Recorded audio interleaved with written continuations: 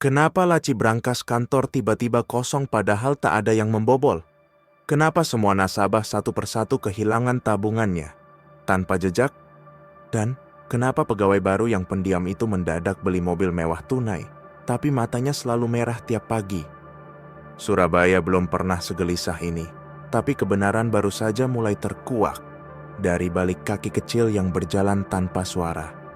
Halo Sobat Horor, terima kasih sudah mampir ke channel ini. Sebelum kita mulai cerita horor yang seru dan penuh misteri kali ini, saya punya permintaan kecil nih buat kalian. Ingat, kalian jangan subscribe channel ini. Tapi kalau kalian suka dengan konten ini, saya akan sangat senang kalau kalian menuliskan Waalaikumsalam di kolom komentar bagi yang muslim, atau menjawab salam sesuai dengan keyakinan kalian masing-masing. Dan jangan lupa untuk like videonya ya. Ingat, salam adalah sebuah doa yang sangat mustajab. Dengan kalian menjawab salam di kolom komentar itu, sama saja kita saling mendoakan kebaikan satu sama lain, dan itu jauh lebih berharga daripada sekadar subscribe. Bank tempat Rino bekerja berada di jantung kota Surabaya. Megah, dingin, formal. Tapi ada satu ruangan yang tidak pernah disentuh oleh petugas kebersihan. Jangan pernah ke lantai 3, pesan Pak Bambang, kepala keamanan, saat Rino pertama kali diterima. Rino tertawa kecil. Kenapa? Hantu? Pak Bambang hanya menatapnya, lalu berbisik, yang kamu takutkan bukan hantunya, tapi siapa yang memanggilnya. Rino, pria berumur 32 tahun, baru saja dipromosikan dari teller menjadi manajer pelayanan nasabah. Gajinya naik, tapi beban hidupnya tetap membekap. Cicilan rumah, istrinya yang hamil tua, dan ibunya yang sakit keras di kampung. Malam itu, Rino lembur sendirian. Hujan mengguyur Surabaya deras, petir menyambar nyaring. Di sela laporan yang harus dicek, Rino mendengar sesuatu. Cetak, cetak, cetak. Suara kaki kecil berlari, tapi bukan suara sepatu. Telanjang, kecil, basah. Dia sontak berdiri. Siapa itu? Tak ada jawaban. Cahaya lampu di sudut ruang mati mendadak. Monitor komputer berkelip. Printer menyala sendiri dan mencetak satu kertas bertuliskan, "Aku lapar." Napas Rino tercekat, jantungnya berdetak cepat. Dia meraih ponsel, tapi sinyal hilang. Dan ketika dia berbalik, dia melihat bayangan kecil dengan kepala botak mengintip dari balik meja teller. Apakah Rino hanya kelelahan, atau dia baru saja dibidik oleh kekuatan gelap yang selama ini mengendap di balik kemegahan bank? Rino berdiri terpaku. Bayangan kecil itu menghilang secepat kilat, meninggalkan jejak basah di lantai ubin marmer. Nafasnya tercekik. Rasionalitasnya sebagai pegawai bank lulusan terbaik mulai runtuh. Dia buru-buru pulang malam itu, tak sempat membereskan laporan lembur. Sepanjang perjalanan ia menatap kaca spion, seolah takut ada sesuatu yang ikut duduk di bangku belakang. Esok paginya, bank penuh dengan keributan. Pak Rino, nasabah protes. Saldo mereka berkurang semua. ATM rusak? Bukan Pak, ini aneh. Semua saldo hilang tepat pukul 3.33 pagi, tapi tidak ada transaksi. Rino langsung merinding. Itu waktu yang sama saat dia mendengar suara kaki kecil tadi malam. Dia menuju ruang server dan meminta rekaman CCTV ATM pusat. Saat diputar, semua orang membisu. Di layar monitor, tampak mesin ATM terbuka sendiri. Lalu, dari celah sempit kartu, keluar tangan mungil seperti tangan anak bayi, pucat panjang berkuku tajam, mengais tumpukan uang dari dalam mesin. Teknisi menjerit, satpam nyaris pingsan. Matikan videonya, seru salah satu manajer senior. Jangan sampai viral. Namun Rino tak bisa berpaling. Di detik terakhir rekaman, makhluk kecil itu menatap langsung ke kamera dan tersenyum. Sore harinya, Rino memberanikan diri naik ke lantai 3. Lantai terlarang yang selama ini hanya dijadikan gudang dokumen usang. Tangannya gemetar saat membuka pintu. Di dalam gelap, bau kemenyan tipis menusuk hidung. Di pojok ruangan ada altar kecil. Di atasnya sesajen dan sebuah boneka anak kecil dari tanah liat. Matanya merah menyala. Rino mendekat, tapi tiba-tiba, "Jangan disentuh," Suara itu datang dari belakangnya. Seorang wanita berdiri di ambang pintu. Ibu Raras, pegawai tua bagian pinjaman mikro yang terkenal kalem dan pendiam. "Apa yang kamu tahu tentang tuyul, Rino?" Kebenaran mulai terungkap. Tapi apa hubungannya pegawai bank biasa dengan ritual pesugihan yang menghisap tabungan orang lain? Rino menatap Ibu Raras dengan wajah pucat. Keringat dingin membasahi pelipisnya. "Ibu tahu apa yang terjadi di bank ini?" bisiknya. Ibu Raras tidak menjawab. Ia berjalan pelan ke arah altar di sudut ruangan, lalu menyalakan satu batang dupa yang entah sejak kapan tersimpan di balik lemari besi. Aromanya tajam, menyengat. "Bukan hanya kamu yang merasa heran, Rino," katanya pelan. "Bank ini memang jadi tempat mereka berkeliaran, tapi bukan sembarang tuyul. Ini pesugihan yang ditanam dengan darah." Rino mundur selangkah. "Siapa yang..." "Jangan tanya siapa," potong Ibu Raras tegas. "Tanyakan berapa banyak yang sudah mereka beri dan berapa yang harus dibayar." Malam itu, Rino tak pulang. Ia diam di lantai 3, mencoba memahami apa yang dilihat dan didengar. Ibu Raras membagikan cerita tentang mantan manajer bank yang mendadak kaya, lalu ditemukan mati membusuk di rumahnya dengan wajah penuh goresan kecil seperti cakaran anak-anak. Setiap malam Jumat Kliwon, mereka memberi persembahan, dan tiap malam gajian, uang nasabah jadi tumbal. Rino menggigil. Ia baru ingat sesuatu. 2 hari lalu, dia menerima slip transfer masuk di rekening pribadinya, tanpa pengirim. Jumlahnya 33,333,333 rupiah. Saat ia coba mengembalikannya, sistem error, dana itu tidak bisa dikembalikan. "Uang itu datang sendiri," gumam Rino. "Apa itu tanda aku sudah dipilih?" Ibu Raras menunduk. Mungkin juga kamu hanya perantara. Tapi kalau uang itu tidak kamu kembalikan secara ritual, mereka akan menagih.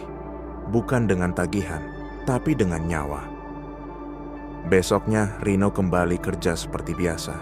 Tapi suasana bank berubah mencekam. Nasabah mulai kehilangan uang tunai bahkan dari brankas pribadi. Petugas jaga malam mengundurkan diri karena mendengar tawa anak kecil dari dalam toilet kantor. Dan paling menyeramkan, di layar ATM cabang pusat muncul sesosok bayangan putih kecil berdiri di dalam mesin. Rino menatap layar CCTV sambil gemetar. Dia tahu waktunya semakin dekat. Dan di detik itu juga, ponselnya bergetar. Sebuah pesan masuk dari nomor tak dikenal. "Kalau mau selamat, bawalah kacang ijo dan darahmu ke lantai 3. Malam ini." "Ingin lanjut ke part 4, Mime?" Ceritanya makin gelap, dan nyawa Rino mulai jadi taruhan. Malam itu, langit Surabaya diselimuti mendung pekat. Angin dingin menyusup di sela kaca gedung bank lantai atas. Rino duduk di mobilnya selama hampir 1 jam, menatap gedung dengan hati gelisah.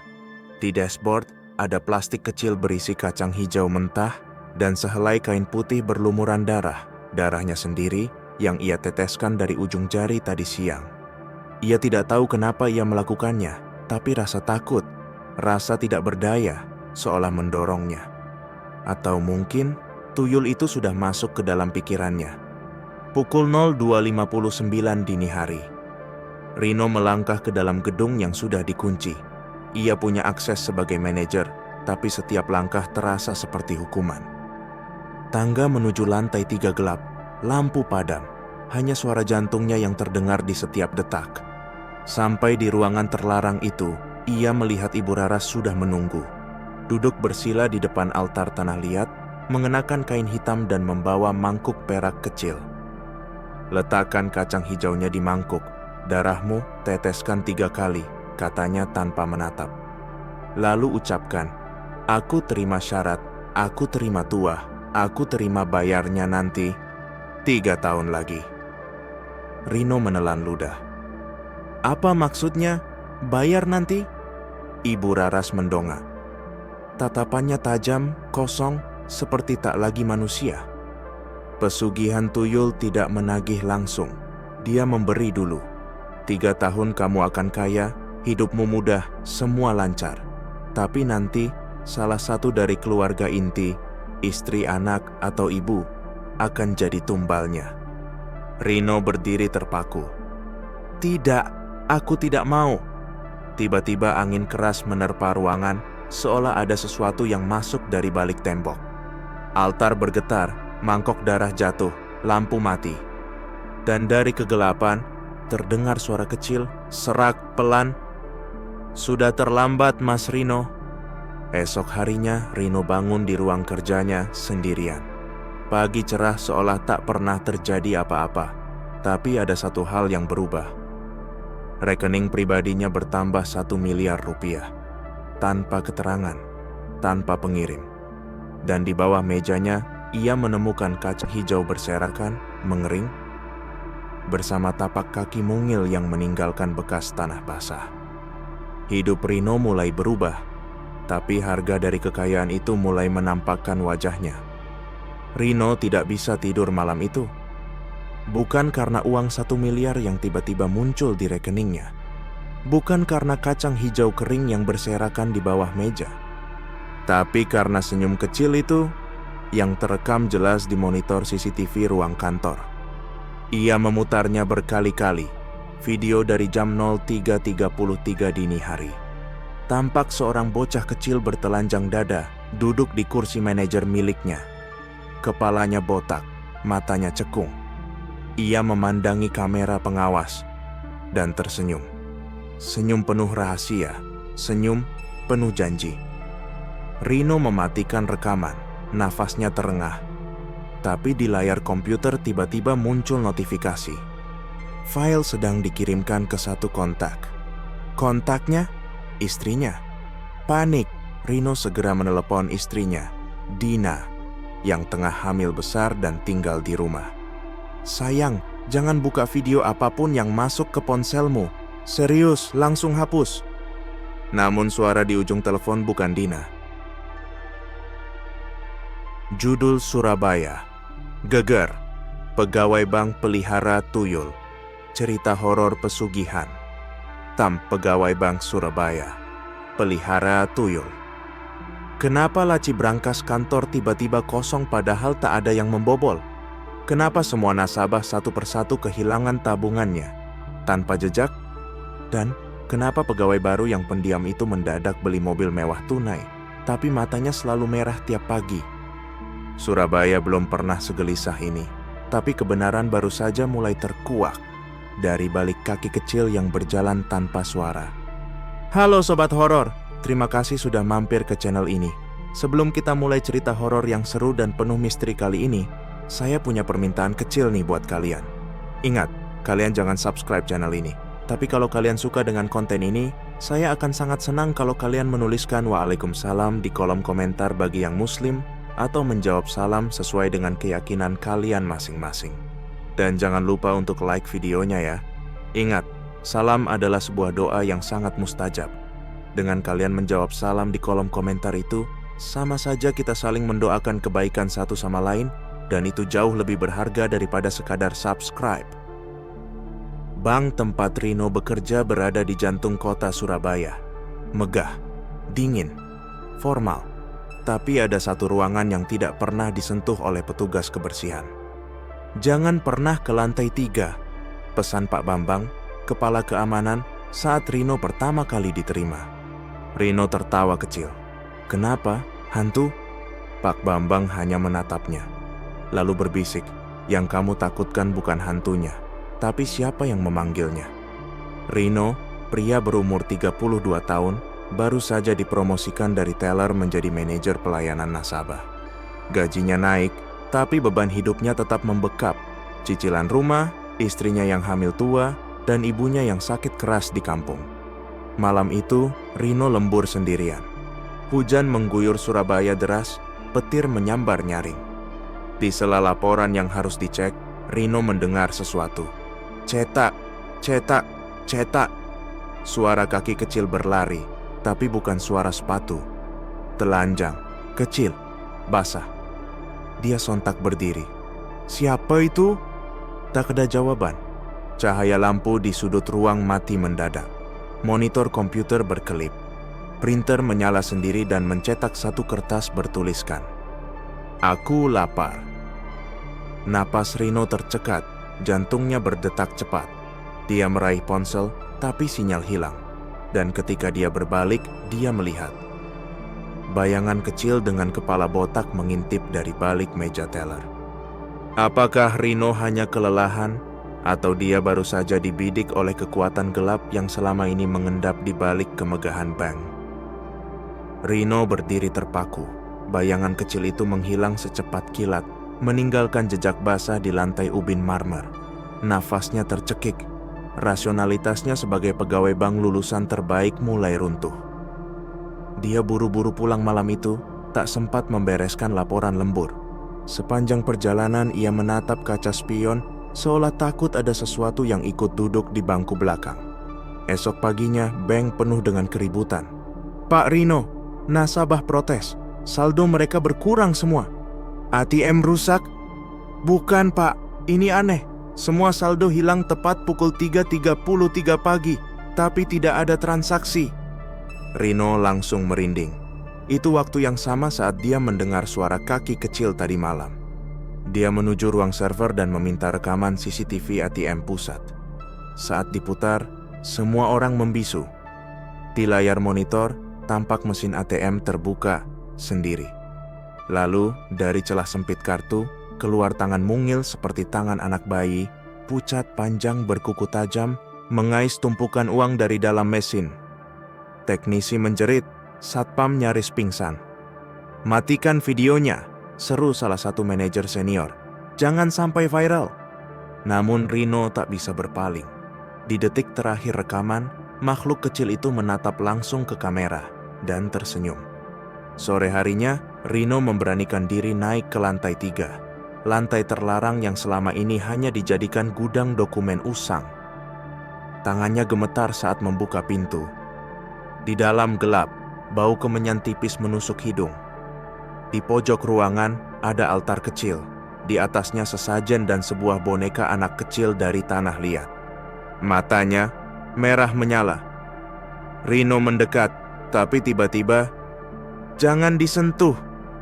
Suara itu datang dari belakangnya. Seorang wanita berdiri di ambang pintu. Ibu Raras, pegawai tua bagian pinjaman mikro yang terkenal kalem dan pendiam. "Apa yang kamu tahu tentang tuyul, Rino?" Kebenaran mulai terungkap. Tapi apa hubungannya pegawai bank biasa dengan ritual pesugihan yang menghisap tabungan orang lain? Rino menatap Ibu Raras dengan wajah pucat. Keringat dingin membasahi pelipisnya. "Ibu tahu apa yang terjadi di bank ini?" bisiknya. Ibu Raras tidak menjawab. Ia berjalan pelan ke arah altar di sudut ruangan, lalu menyalakan satu batang dupa yang entah sejak kapan tersimpan di balik lemari besi. Aromanya tajam, menyengat. "Bukan hanya kamu yang merasa heran, Rino," katanya pelan. "Bank ini memang jadi tempat mereka berkeliaran, tapi bukan sembarang tuyul. Ini pesugihan yang ditanam dengan darah." Rino mundur selangkah. "Siapa yang..." "Jangan tanya siapa," potong Ibu Raras tegas. "Tanyakan berapa banyak yang sudah mereka beri dan berapa yang harus dibayar." Malam itu, Rino tak pulang. Ia diam di lantai 3, mencoba memahami apa yang dilihat dan didengar. Ibu Raras membagikan cerita tentang mantan manajer bank yang mendadak kaya, lalu ditemukan mati membusuk di rumahnya dengan wajah penuh goresan kecil seperti cakaran anak-anak.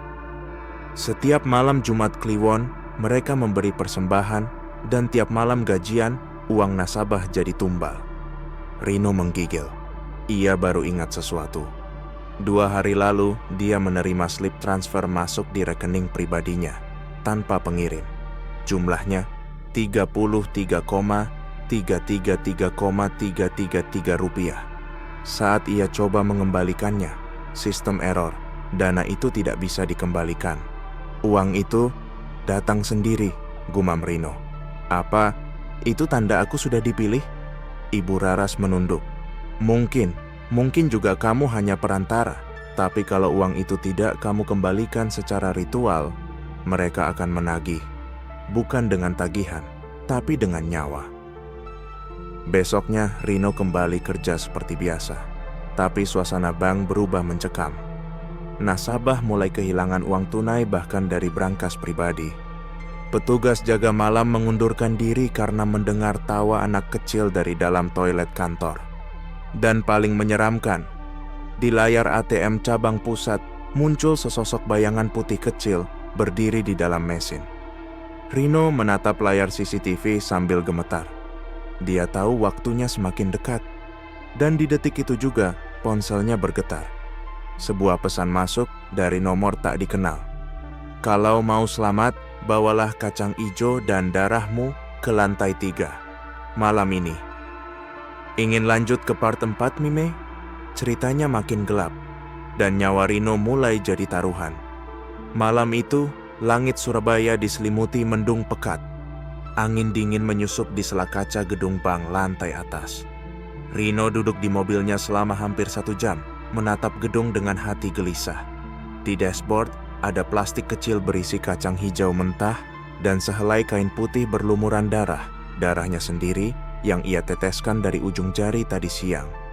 Ia tidak tahu kenapa ia melakukannya, tapi rasa takut, rasa tidak berdaya, seolah mendorongnya. Atau mungkin tuyul itu sudah masuk ke dalam pikirannya. Pukul 02.59 dini hari. Rino melangkah ke dalam gedung yang sudah dikunci. Ia punya akses sebagai manajer, tapi setiap langkah terasa seperti hukuman. Tangga menuju lantai 3 gelap, lampu padam, hanya suara jantungnya yang terdengar di setiap detak. Sampai di ruangan terlarang itu, ia melihat Ibu Raras sudah menunggu. Duduk bersila di depan altar tanah liat, mengenakan kain hitam dan membawa mangkuk perak kecil. Letakkan kacang hijaunya di mangkuk, darahmu teteskan 3 kali, katanya tanpa menatap. Lalu ucapkan, aku terima syarat, aku terima tuah, aku terima bayarnya nanti 3 tahun lagi. Rino menelan ludah. Apa maksudnya, bayar nanti? Ibu Raras mendongak. Tatapannya tajam, kosong, seperti tak lagi manusia. Pesugihan tuyul tidak menagih langsung. Dia memberi dulu. 3 tahun kamu akan kaya, hidupmu mudah, semua lancar. Tapi nanti, salah satu dari keluarga inti, istri, anak, atau ibu, akan jadi tumbalnya. Rino berdiri terpaku. Tidak, aku tidak mau. Tiba-tiba angin keras menerpa ruangan, seolah ada sesuatu yang masuk dari balik tembok. Altar bergetar, mangkok darah jatuh, lampu mati. Dan dari kegelapan, terdengar suara kecil, serak, pelan. Sudah terlambat, Mas Rino. Esok harinya, Rino bangun di ruang kerjanya sendirian. Pagi cerah seolah tak pernah terjadi apa-apa. Tapi ada satu hal yang berubah. Rekening pribadinya bertambah 1 miliar rupiah. Tanpa keterangan, tanpa pengirim. Dan di bawah mejanya, ia menemukan kacang hijau berserakan, mengering, bersama tapak kaki mungil yang meninggalkan bekas tanah basah. Hidup Rino mulai berubah, tapi harga dari kekayaan itu mulai menampakkan wajahnya. Rino tidak bisa tidur malam itu. Bukan karena uang 1 miliar yang tiba-tiba muncul di rekeningnya. Bukan karena kacang hijau kering yang berserakan di bawah meja. Tapi karena senyum kecil itu yang terekam jelas di monitor CCTV ruang kantor. Ia memutarnya berkali-kali, video dari jam 03.33 dini hari. Tampak seorang bocah kecil bertelanjang dada, duduk di kursi manajer miliknya. Kepalanya botak, matanya cekung. Ia memandangi kamera pengawas dan tersenyum. Senyum penuh rahasia, senyum penuh janji. Rino mematikan rekaman, nafasnya terengah. Tapi di layar komputer tiba-tiba muncul notifikasi. File sedang dikirimkan ke satu kontak. Kontaknya, istrinya. Panik, Rino segera menelepon istrinya, Dina, yang tengah hamil besar dan tinggal di rumah. Sayang, jangan buka video apapun yang masuk ke ponselmu. Serius, langsung hapus. Namun suara di ujung telepon bukan Dina, melainkan tawa kecil. Pelan, serak. Dia sudah lihat duluan, Mas. Sambungan terputus. Rino pulang tergesa, rumahnya gelap, pintu tak terkunci.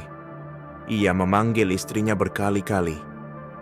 Dina, sayang, kamu di mana? Tak ada jawaban. Tapi di kamar tidur, ia menemukan pintu lemari terbuka. Dan di dalamnya, berbaringlah Dina, tertidur sangat dalam, seolah dibius. Wajahnya tenang, tapi di atas perutnya yang hamil besar, ada 3 garis merah panjang, seperti cakaran jari mungil. Rino menjerit. Besoknya, saat kembali ke kantor, Rino mendapati suasana berbeda. Direktur cabang Pak Leonard memanggilnya ke ruang rapat. Judul Surabaya. Geger. Pegawai bank pelihara tuyul. Cerita horor pesugihan. Pegawai bank Surabaya. Pelihara tuyul. Kenapa laci brankas kantor tiba-tiba kosong padahal tak ada yang membobol? Kenapa semua nasabah satu persatu kehilangan tabungannya tanpa jejak? Dan kenapa pegawai baru yang pendiam itu mendadak beli mobil mewah tunai, tapi matanya selalu merah tiap pagi? Surabaya belum pernah segelisah ini, tapi kebenaran baru saja mulai terkuak dari balik kaki kecil yang berjalan tanpa suara. Halo Sobat Horor, terima kasih sudah mampir ke channel ini. Sebelum kita mulai cerita horor yang seru dan penuh misteri kali ini, saya punya permintaan kecil nih buat kalian. Ingat, kalian jangan subscribe channel ini. Tapi kalau kalian suka dengan konten ini, saya akan sangat senang kalau kalian menuliskan Waalaikumsalam di kolom komentar bagi yang muslim, atau menjawab salam sesuai dengan keyakinan kalian masing-masing. Dan jangan lupa untuk like videonya ya. Ingat, salam adalah sebuah doa yang sangat mustajab. Dengan kalian menjawab salam di kolom komentar itu, sama saja kita saling mendoakan kebaikan satu sama lain, dan itu jauh lebih berharga daripada sekadar subscribe. Bank tempat Rino bekerja berada di jantung kota Surabaya. Megah, dingin, formal. Tapi ada satu ruangan yang tidak pernah disentuh oleh petugas kebersihan. Jangan pernah ke lantai 3, pesan Pak Bambang, kepala keamanan, saat Rino pertama kali diterima. Rino tertawa kecil. Kenapa? Hantu? Pak Bambang hanya menatapnya. Lalu berbisik, yang kamu takutkan bukan hantunya, tapi siapa yang memanggilnya. Rino, pria berumur 32 tahun, baru saja dipromosikan dari teller menjadi manajer pelayanan nasabah. Gajinya naik, tapi beban hidupnya tetap membekap. Cicilan rumah, istrinya yang hamil tua, dan ibunya yang sakit keras di kampung. Malam itu, Rino lembur sendirian. Hujan mengguyur Surabaya deras, petir menyambar nyaring. Di sela laporan yang harus dicek, Rino mendengar sesuatu. Cetak, cetak, cetak. Suara kaki kecil berlari, tapi bukan suara sepatu. Telanjang, kecil, basah. Dia sontak berdiri. Siapa itu? Tak ada jawaban. Cahaya lampu di sudut ruang mati mendadak. Monitor komputer berkelip. Printer menyala sendiri dan mencetak satu kertas bertuliskan, "Aku lapar." Napas Rino tercekat, jantungnya berdetak cepat. Dia meraih ponsel, tapi sinyal hilang. Dan ketika dia berbalik, dia melihat bayangan kecil dengan kepala botak mengintip dari balik meja teller. Apakah Rino hanya kelelahan, atau dia baru saja dibidik oleh kekuatan gelap yang selama ini mengendap di balik kemegahan bank? Rino berdiri terpaku. Bayangan kecil itu menghilang secepat kilat, meninggalkan jejak basah di lantai ubin marmer. Nafasnya tercekik. Rasionalitasnya sebagai pegawai bank lulusan terbaik mulai runtuh. Dia buru-buru pulang malam itu, tak sempat membereskan laporan lembur. Sepanjang perjalanan ia menatap kaca spion, seolah takut ada sesuatu yang ikut duduk di bangku belakang. Esok paginya, bank penuh dengan keributan. Pak Rino, nasabah protes. Saldo mereka berkurang semua. ATM rusak? Bukan Pak, ini aneh. Semua saldo hilang tepat pukul 3.33 pagi, tapi tidak ada transaksi. Rino langsung merinding. Itu waktu yang sama saat dia mendengar suara kaki kecil tadi malam. Dia menuju ruang server dan meminta rekaman CCTV ATM pusat. Saat diputar, semua orang membisu. Di layar monitor, tampak mesin ATM terbuka sendiri. Lalu, dari celah sempit kartu, keluar tangan mungil seperti tangan anak bayi, pucat panjang berkuku tajam, mengais tumpukan uang dari dalam mesin. Teknisi menjerit, satpam nyaris pingsan. "Matikan videonya," seru salah satu manajer senior. "Jangan sampai viral." Namun Rino tak bisa berpaling. Di detik terakhir rekaman, makhluk kecil itu menatap langsung ke kamera dan tersenyum. Sore harinya, Rino memberanikan diri naik ke lantai 3. Lantai terlarang yang selama ini hanya dijadikan gudang dokumen usang. Tangannya gemetar saat membuka pintu. Di dalam gelap, bau kemenyan tipis menusuk hidung. Di pojok ruangan ada altar kecil. Di atasnya sesajen dan sebuah boneka anak kecil dari tanah liat. Matanya merah menyala. Rino mendekat, tapi tiba-tiba, "Jangan disentuh!" Suara itu datang dari belakangnya. Seorang wanita berdiri di ambang pintu. Ibu Raras, pegawai tua bagian pinjaman mikro yang terkenal kalem dan pendiam. "Apa yang kamu tahu tentang tuyul, Rino?" Kebenaran mulai terungkap. Tapi apa hubungannya pegawai bank biasa dengan ritual pesugihan yang menghisap tabungan orang lain? Rino menatap Ibu Raras dengan wajah pucat. Keringat dingin membasahi pelipisnya. "Ibu tahu apa yang terjadi di bank ini?" bisiknya. Ibu Raras tidak menjawab. Ia berjalan pelan ke arah altar di sudut ruangan, lalu menyalakan satu batang dupa yang entah sejak kapan tersimpan di balik lemari besi. Aromanya tajam, menyengat. "Bukan hanya kamu yang merasa heran, Rino," katanya pelan. "Bank ini memang jadi tempat mereka berkeliaran, tapi bukan sembarang tuyul. Ini pesugihan yang ditanam dengan darah." Rino mundur selangkah. "Siapa yang..." "Jangan tanya siapa," potong Ibu Raras tegas. "Tanyakan berapa banyak yang sudah mereka beri dan berapa yang harus dibayar." Malam itu, Rino tak pulang. Ia diam di lantai 3, mencoba memahami apa yang dilihat dan didengar. Ibu Raras membagikan cerita tentang mantan manajer bank yang mendadak kaya, lalu ditemukan mati membusuk di rumahnya dengan wajah penuh goresan kecil seperti cakaran anak-anak. Setiap malam Jumat Kliwon, mereka memberi persembahan, dan tiap malam gajian, uang nasabah jadi tumbal. Rino menggigil. Ia baru ingat sesuatu. 2 hari lalu, dia menerima slip transfer masuk di rekening pribadinya, tanpa pengirim. Jumlahnya 33,333,333 rupiah. Saat ia coba mengembalikannya, sistem error, dana itu tidak bisa dikembalikan. "Uang itu datang sendiri," gumam Rino. "Apa itu tanda aku sudah dipilih?" Ibu Raras menunduk. Mungkin juga kamu hanya perantara, tapi kalau uang itu tidak kamu kembalikan secara ritual, mereka akan menagih. Bukan dengan tagihan, tapi dengan nyawa. Besoknya, Rino kembali kerja seperti biasa. Tapi suasana bank berubah mencekam. Nasabah mulai kehilangan uang tunai bahkan dari brankas pribadi. Petugas jaga malam mengundurkan diri karena mendengar tawa anak kecil dari dalam toilet kantor. Dan paling menyeramkan, di layar ATM cabang pusat muncul sesosok bayangan putih kecil berdiri di dalam mesin. Rino menatap layar CCTV sambil gemetar. Dia tahu waktunya semakin dekat. Dan di detik itu juga, ponselnya bergetar. Sebuah pesan masuk dari nomor tak dikenal. "Kalau mau selamat, bawalah kacang ijo dan darahmu ke lantai 3. Malam ini." Ingin lanjut ke part 4, Mime? Ceritanya makin gelap, dan nyawa Rino mulai jadi taruhan. Malam itu, langit Surabaya diselimuti mendung pekat. Angin dingin menyusup di sela kaca gedung bank lantai atas. Rino duduk di mobilnya selama hampir 1 jam, menatap gedung dengan hati gelisah. Di dashboard, ada plastik kecil berisi kacang hijau mentah, dan sehelai kain putih berlumuran darah, darahnya sendiri, yang ia teteskan dari ujung jari tadi siang. Ia tidak tahu kenapa ia melakukannya, tapi rasa takut, rasa tidak berdaya, seolah mendorongnya. Atau mungkin, tuyul itu sudah masuk ke dalam pikirannya. Pukul 02.59 dini